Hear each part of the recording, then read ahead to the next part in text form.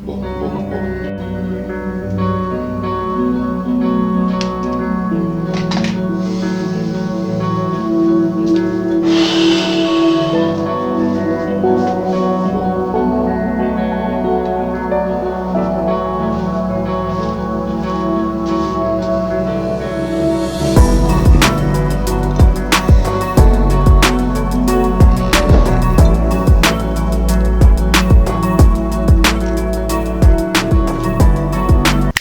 Muy buenos días, muy buenas tardes o muy buenas noches. Tengan todos ustedes, mis queridas amigas y mis queridos amigos. Bienvenidos una vez más a este su programa favorito, El Círculo de Lectura. Y estamos aquí reunidos porque, pues bueno, tenemos la fortuna, la ventaja y el privilegio de estar leyendo o de estar escuchando en esta paradoja del tiempo en la que yo desde mi presente para tu futuro, o en ese caso, mi pasado, disfrutes y leas de estas bonitas piezas de la literatura. Gabriel García Márquez, literatura colombiana de altura. Biblioteca de los Premios Nobel, 1982. Gabriel García Márquez, 12 cuentos peregrinos. Y vamos a leer hoy María, dos prazeres. Muchísimas gracias a ti. Sí, a ti. Por venir. María, dos prazeres. El hombre de la agencia funeraria llegó tan puntual que María dos Prazeres estaba todavía en bata de baño y con la cabeza llena de tubos rizadores, y apenas si tuvo tiempo para ponerse una rosa roja en la oreja para no parecer tan indeseable como se sentía. Se lamentó aún más de su estado cuando abrió la puerta y vio que no era un notario lúgubre, como ella suponía que debían ser los comerciantes de la muerte, sino un joven tímido, con una chaqueta a cuadros y una corbata con pájaros de colores. No llevaba abrigo, a pesar de la primavera incierta de Barcelona, cuya llovizna de vientos sesgados la hacía casi siempre menos tolerable que el invierno. María, dos prazeres, que había recibido a tantos hombres a cualquier hora, se sintió avergonzada como a muy pocas veces. Acababa de cumplir 76 años y estaba convencida de que se iba a morir antes de Navidad. Y aún así estuvo a punto de cerrar la puerta y pedirle al vendedor de entierros que esperara un instante mientras se vestía para recibirlo, de acuerdo a sus méritos. Pero luego pensó que se iba a helar en el rellano oscuro y lo hizo pasar adelante. «Perdóneme esta facha de murciélago», dijo, «pero llevo más de 50 años en Cataluña y es la primera vez que alguien llega a la hora anunciada». Hablaba un catalán perfecto con una pureza un poco arcaica, aunque todavía se le notaba la música de su portugués olvidado. A pesar de sus años, y con sus bucles de alambre, seguía siendo una mulata esbelta y vivaz, de cabello duro y ojos amarillos, encarnizados. Y hacía ya mucho tiempo que había perdido la compasión por los hombres. El vendedor, deslumbrado, aún por la claridad de la calle, no hizo ningún comentario, sino que se limpió la suela de los zapatos en la esterilla de yute y le besó la mano con una reverencia. «Eres un hombre como los de mis tiempos», dijo María dos Prazeres con una carcajada de granizo. «Siéntate». Aunque era nuevo en el oficio, él lo conocía bastante bien para no esperar aquella recepción festiva a las 8 de la mañana, y menos de una cena sin misericordia que a primera vista le pareció una loca fugitiva de las Américas. Así que permaneció a un paso de la puerta sin saber qué decir, mientras María dos Prazeres descorría las gruesas cortinas de peluche de las ventanas. El tenue resplandor de abril iluminó apenas el ámbito meticuloso de la sala, que más bien parecía la vitrina de un anticuario. Eran cosas de uso cotidiano, ni una más ni una menos, y cada una parecía puesta en su espacio natural, y con un gusto tan certero que habría sido difícil encontrar otra casa mejor servida aún en una ciudad tan antigua y secreta como Barcelona. «Perdóneme», dijo, «pero me he equivocado de puerta». «Ojalá», dijo ella, «pero la muerte no se equivoca». El vendedor abrió sobre la mesa del comedor un gráfico con muchos pliegues, como una carta de marear con parcelas de colores diversos, y numerosas cruces y cifras de cada color. María dos Prazeres comprendió que era el plano completo del inmenso panteón de Montjuïc y se acordó del horror, con un horror muy antiguo, del cementerio de Manaos bajo los aguaceros de octubre.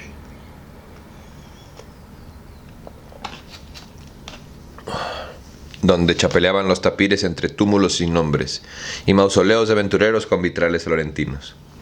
Una mañana, siendo muy niña, el Amazonas desbordado amaneció convertido en una ciénaga nauseabunda, y ella había visto los ataúdes rotos flotando en el patio de su casa con pedazos de trapos y cabellos de muertos en las grietas. Aquel recuerdo era la causa de que hubiera elegido el cerro de Montjuïc para descansar en paz, y no el pequeño cementerio de San Gervasio, tan cercano y familiar. Dale, güey, si está mejor, el otro estaba bien gacho.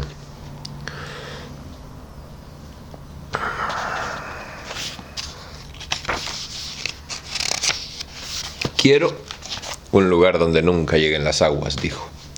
Pues aquí es, dijo el vendedor, indicando el sitio en el mapa con un punto extensible que llevaba en el bolsillo, como una estilógrafa de acero. No hay mar que suba tanto.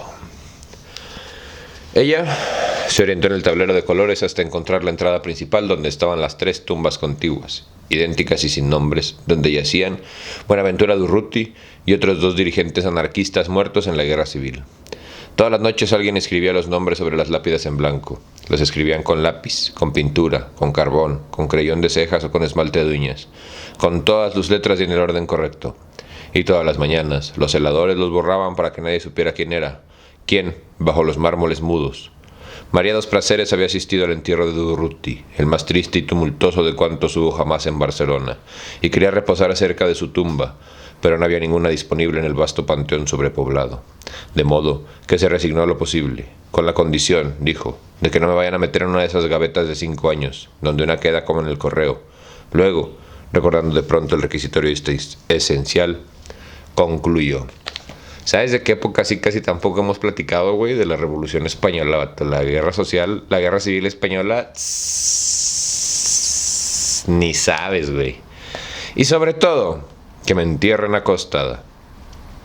En efecto, como réplica a la ruidosa promoción de tumbas vendidas con cuotas anticipadas, calculaba el rumor de que estaban haciendo enterramientos verticales para economizar espacios. No lo dudaría, pichis piojos, güey. El vendedor explicó con la precisión de un discurso aprendido de memoria, y muchas veces repetido, que esa versión era un infundo perverso de las empresas funerarias tradicionales para desacreditar la novedosa promoción de las tumbas a plazos. Mientras lo explicaba, llamaron a la puerta con 3 golpecitos discretos, y él hizo una pausa incierta, pero María dos Prazeres le indicó que siguiera. No se preocupe, no se preocupe, dijo en voz muy baja. Es el NOI.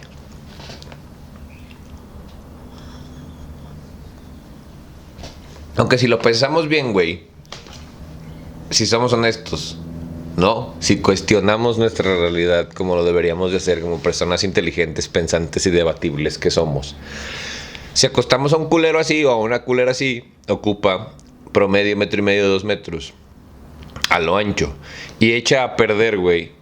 O bueno, sí, pues cuando se descompone todo se filtra hacia abajo, ¿no? En teoría, porque eso nos ha dicho la ley de la gravedad, güey. ¿Qué tal, güey, que si los acostásemos así o si los enterrásemos así parados? Entonces, pues sí, el efecto de área que tendrían sería menor. Sería tal vez un poco más complicado hacer el agujero, tal vez, güey, pero si consideramos que en teoría estamos en el 2025, si nos cuesta trabajo hacer un hoyo en vertical, no mamen, ¿no? Piénsalo, güey. Quiero un lugar donde... Ah, sí, ya lo leí. Y sobre... Esto también ya lo leí. Ya ves, para andarnos distrayendo. El vendedor retomó el hilo, y María dos Prazeres quedó satisfecha con la explicación. Sin embargo, antes de abrir la puerta quiso hacer una síntesis final de un pensamiento que había madurado en su corazón durante muchos años, y hasta en sus pormenores más íntimos, desde la legendaria creciente de Manaos. Le quiero decir, dijo, es que busco un lugar donde esté acostada bajo la tierra, sin riesgos de inundaciones, y si es posible, a la sombra de los árboles en verano, y donde no me vayan a sacar después de cierto tiempo para tirarme en la basura. Abrió la puerta de la calle y entró un perrito de aguas empapado por la llovizna, y con un talante de perdulario que no tenía nada que ver con el resto de la casa. Regresaba del paseo matinal por el vecindario. Al entrar a la casa, padeció un arrebato de alborozo. Saltó sobre la mesa ladrando sin sentido y estuvo a punto de estopar el plano del cementerio con las platas sucias de barro. Una sola mirada de la dueña bastó para moderar sus ímpetus. «¡Noi!», le dijo sin gritar. «Baixa de aquí». El animal se encogió y lo miró asustado, y un par de lágrimas nítidas resbalaron por su hocico. Entonces María dos Prazeres volvió a ocuparse del vendedor y lo encontró perplejo. «Colons», exclamó él. «Ha llorado. Es que estaba alborotado por encontrar a alguien aquí a esta hora». Lo disculpó María dos Prazeres en voz baja. «En general, entra en la casa con más cuidado que los hombres, salvo tú, como ya he visto». «Salvo tú, como ya he visto». «Pero ha llorado, coño», repitió el vendedor, y enseguida cayó en la cuenta de su incorrección y se excusó ruborizado. «Usted perdone, pero es que esto no se ha visto ni en el cine». «Todos los perros pueden hacerlo si los enseñan», dijo ella. «Lo que pasa es que los dueños se pasan la vida educándolos con hábitos que los hacen sufrir, como correr en platos o hacer sus porquerías a sus horas y en el mismo sitio. Y en cambio no les enseñan las cosas naturales que les gustan, como reír y llorar». ¿Por dónde íbamos? Faltaba muy poco. María dos Prazeres tuvo que resignarse también a los veranos sin árboles, porque los únicos que había en el cementerio tenían las sombras reservadas para los jerarcas del régimen. En cambio, las condiciones y las fórmulas del contrato eran superfluas, porque ella quería beneficiarse del descuento por el pago anticipado y en efectivo. Solo cuando habían terminado y mientras guardaba otra vez los papeles en la cartera, el vendedor examinó la casa con una mirada consciente y lo estremeció el aliento mágico de su belleza. Volvió a mirar a María dos Prazeres como si fuera por primera vez. «¿Puedo hacerle una pregunta indiscreta?», preguntó él. Ella lo dirigió hacia la puerta. «Por supuesto», le dijo, «siempre que no sea la edad. Tengo la manía de adivinar el oficio de la gente por las cosas que hay en su casa. Y la verdad es que aquí no acierto», dijo él. «¿Qué hace usted?». María dos Prazeres le contestó muerta de risa. «Soy puta, hijo. ¿O es que ya no se me nota?». El vendedor enrojeció. «Lo siento, mas debía sentirlo yo», dijo ella, tomándolo del brazo para impedir que se descalabrara contra la puerta. «Y ten cuidado, no te rompas la crisma antes de dejarme bien enterrada». Tan pronto como cerró la puerta, cargó el perrito y empezó a mimarlo, y se sumó con su hermosa voz africana a los coros infantiles que en aquel momento empezaron a oírse en el parvulario vecino.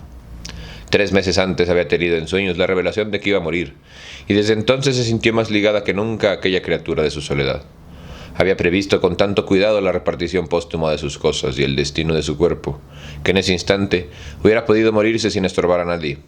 Se había retirado por voluntad propia con una fortuna atesorada piedra sobre piedra, pero sin sacrificios demasiado amargos, y había escogido como refugio final el muy antiguo y muy noble pueblo de Gracia, ya digerido por la expansión de la ciudad.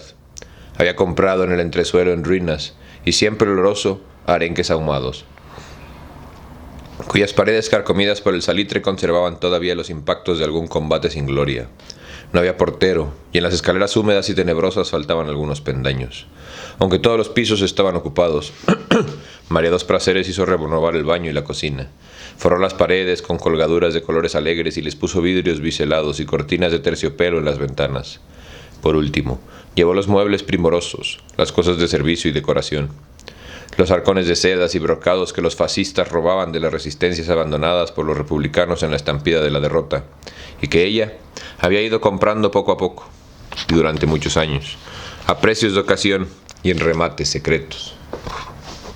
El único vínculo que le quedó con el pasado fue su amistad con el conde de Cardona, que siguió visitándola el último viernes de cada mes para cenar con ella y hacer un lánguido amor de sobremesa.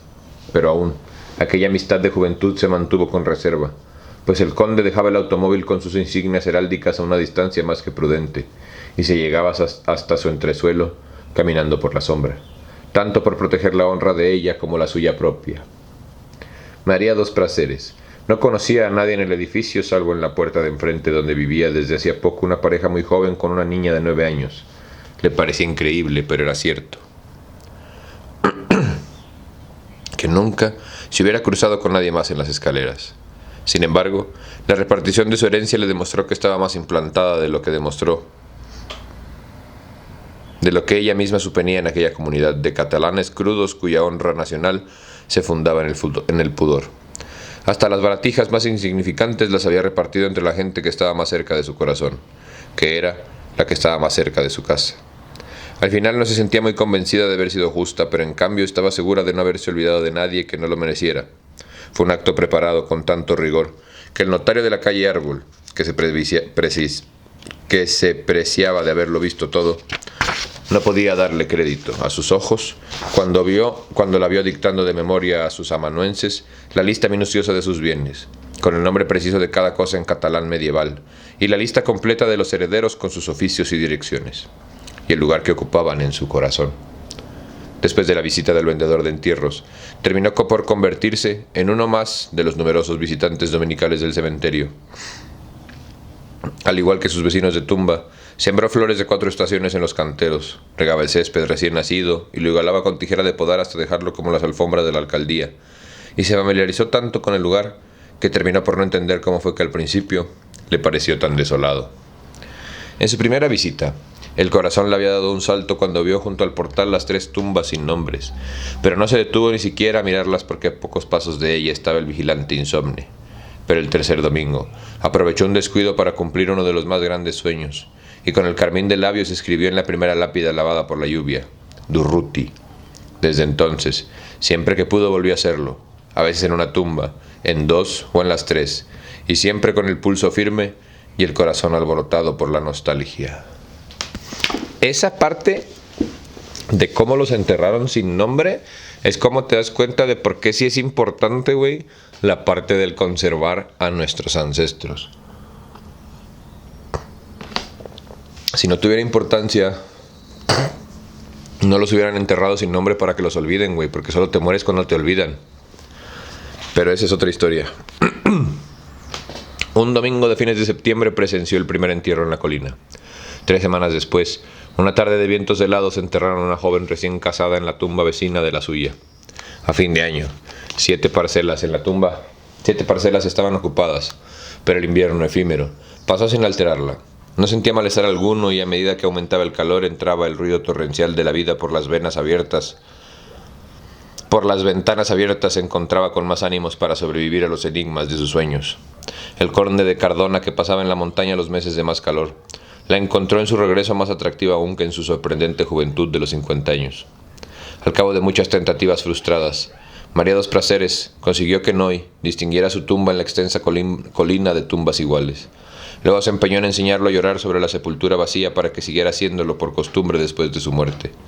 Lo llevó varias veces a pie desde su casa hasta el cementerio, indicándole puntos de referencia para que memorizara la ruta del autobús de las Ramblas, hasta que se sintió bastante diestro para mandarle solo.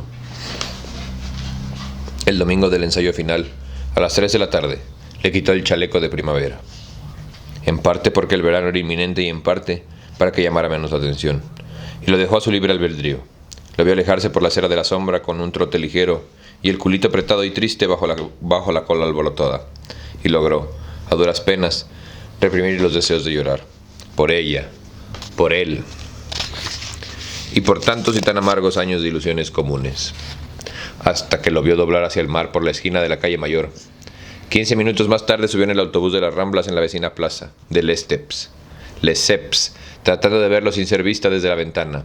Y en efecto, lo vio entre las parvadas de niños dominicales, lejano y serio, esperando el cambio de semáforo de patones del Paseo de Gracia. «Dios mío», suspiró, «que solo se ve». Tuvo que esperarlo casi 2 horas bajo el sol brutal de Montjuich.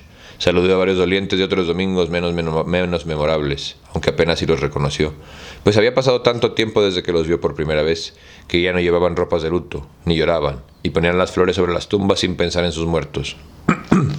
Poco después, cuando se fueron todos, oyó un bramido lúgubre que espantó a las gaviotas, y vio en el mar inmenso un transatlántico blanco con una bandera de Brasil, y deseó con toda su alma que le trajera una carta de alguien que hubiera muerto por ella en la cárcel de Pernambuco.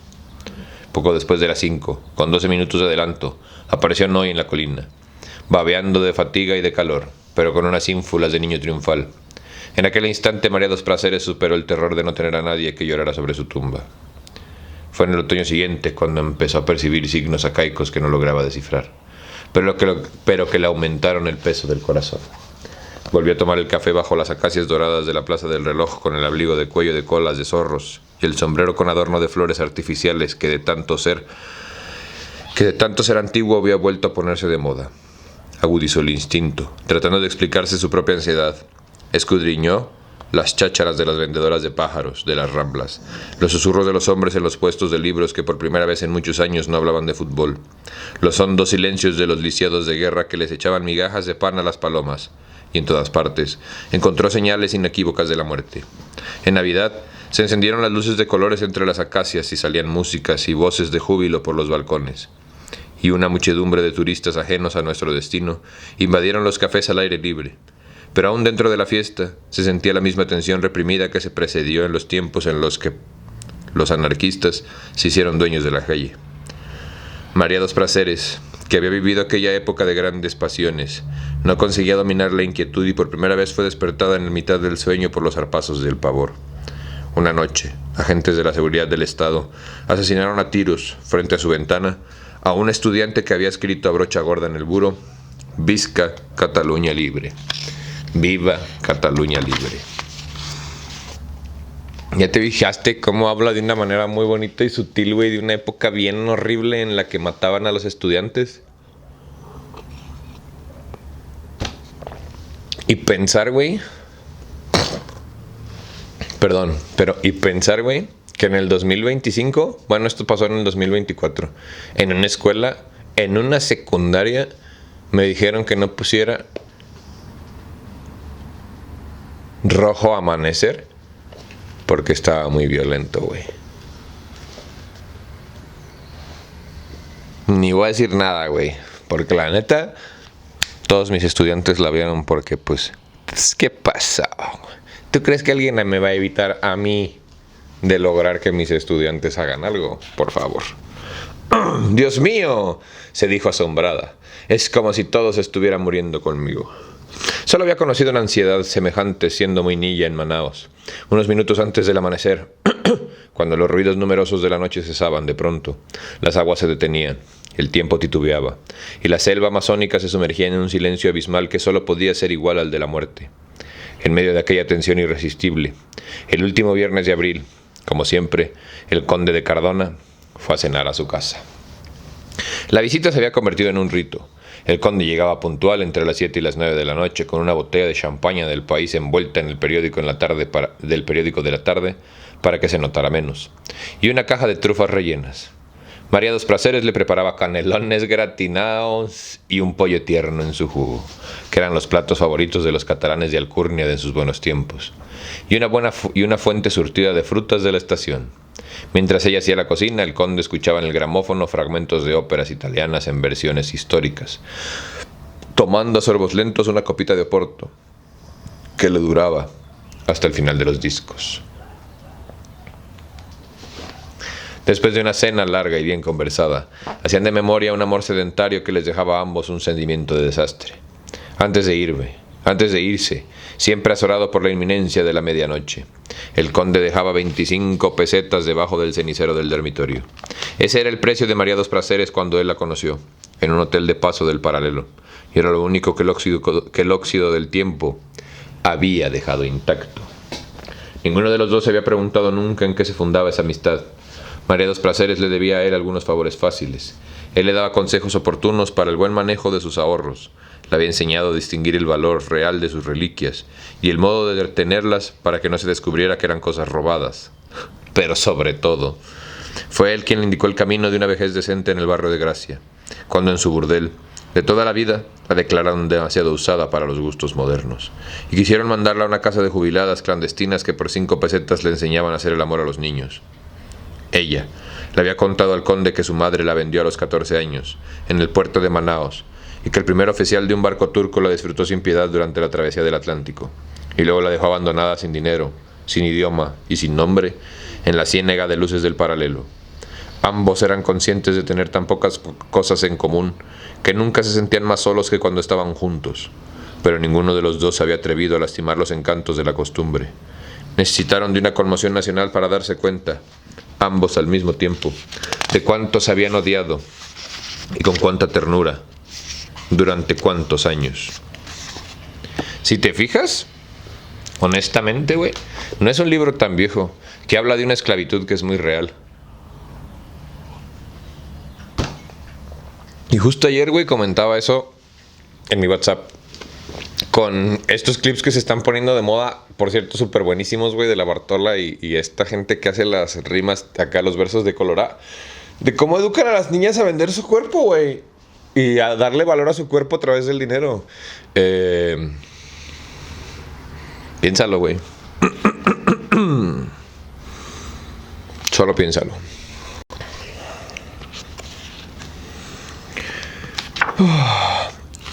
Sí, está muy interesante. ¿Y cuántas historias no hay como las de María, güey? ¿No?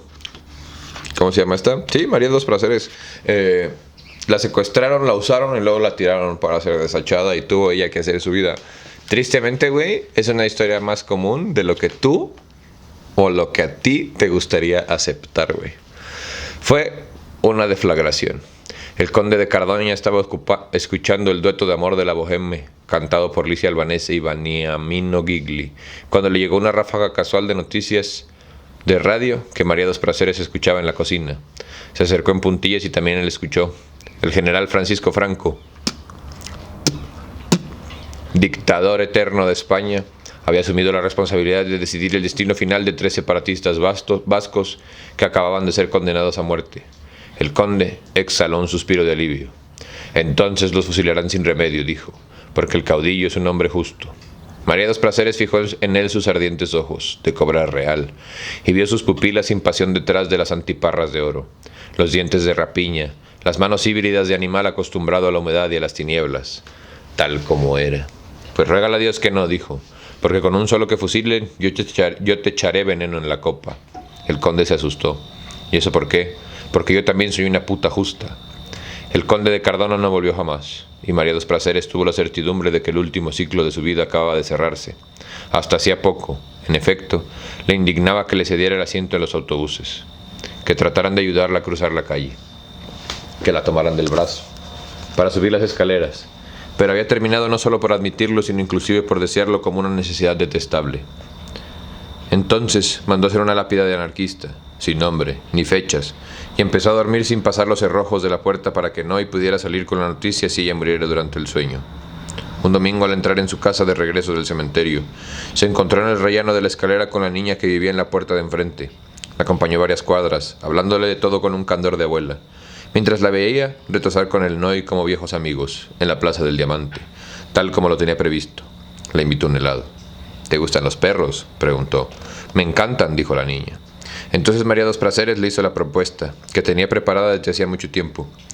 Si alguna vez me sucediera algo, hazte cargo del Noy, le dijo, con la única condición de que lo dejes libre los domingos sin preocuparte de nada. Él sabrá lo que hace. La niña quedó feliz.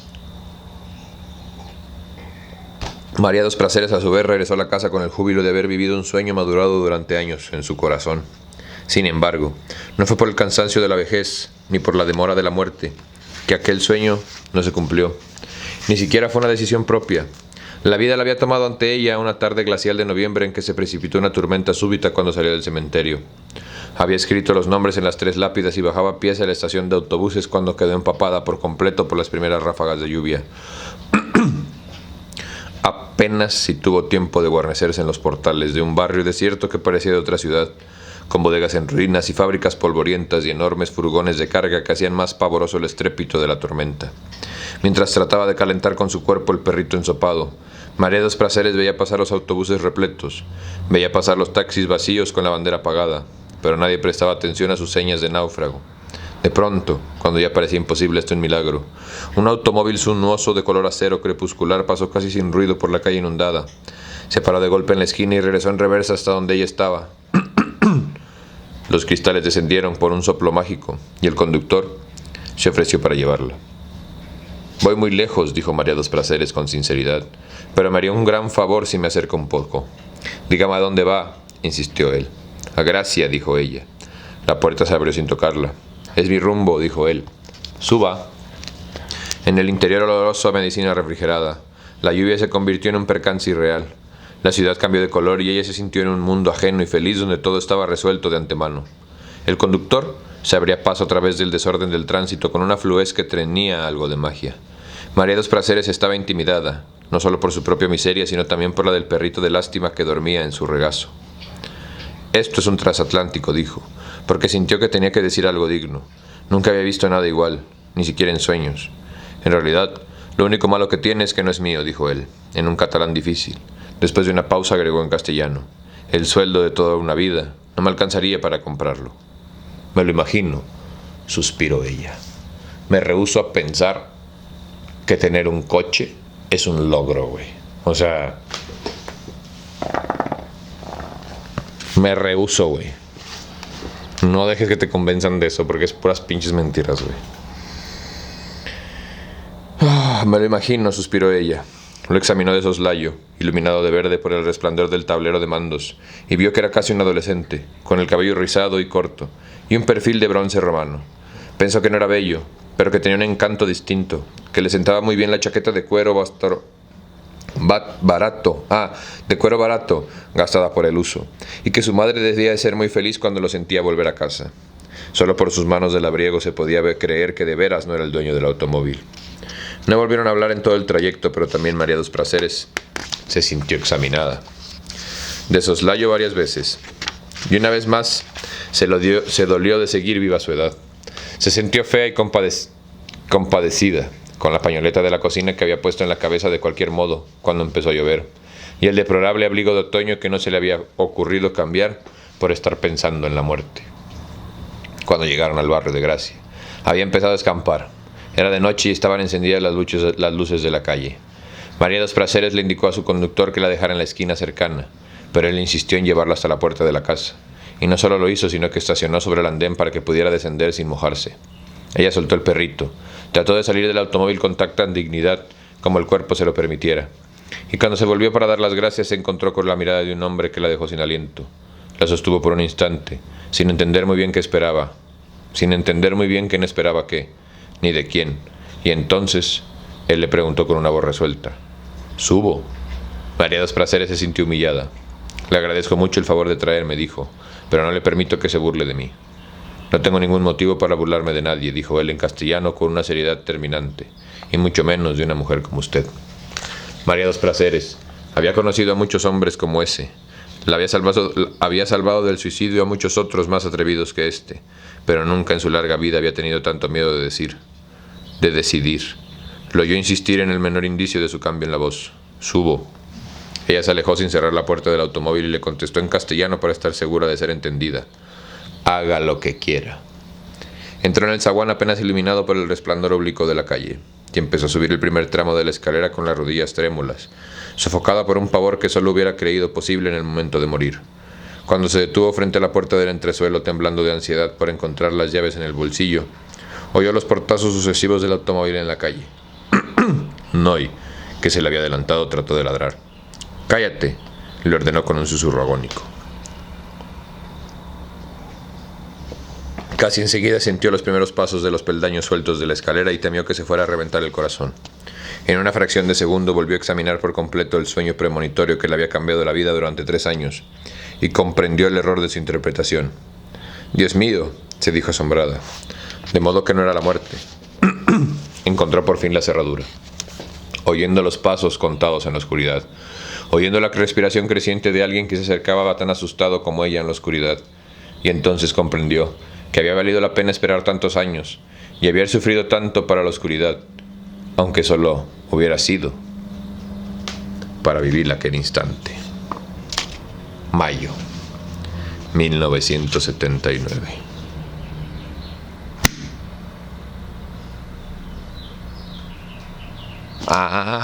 Perro.